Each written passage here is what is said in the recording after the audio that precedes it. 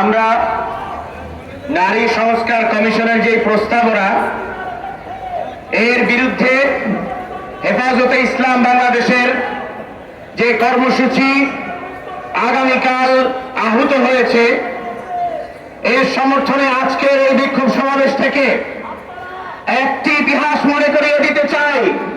বাংলাদেশের জনগণ এই নারী নীতিমালা, নারী সংস্কার কমিশনের প্রস্তাবিত যে সমস্ত প্রস্তাবনা এসেছে, এর বিরুদ্ধে 2011 সালে জনরায় জানিয়ে দিয়েছিল।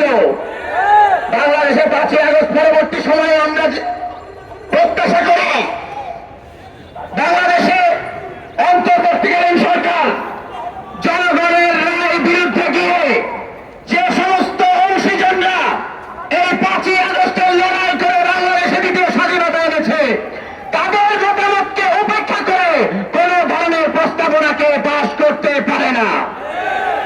আমরা নারী সংস্কার কমিশনের কোরআন সুন্নাহ বিরোধী যে সমস্ত প্রস্তাবনা আছে, সেই সমস্ত প্রস্তাবনা বাতিলের দাবি জানাই। পাশাপাশি বিগত 16 বছর হেফাজতে ইসলাম বাংলাদেশের যে সমস্ত নেতা কর্মীদের উপর মিথ্যা মামলা সহ যত প্রকার জেল জুলুম নির্যাতন হয়েছে, সকল জেল জুলুম নির্যাতন এবং মিথ্যা মামলা প্রত্যাহারের জন্য সরকারকে অবিলম্বে এই বিষয়ে উদ্যোগ গ্রহণের আবেদন জানাই। নাসরুল্লাহ গঠন করে।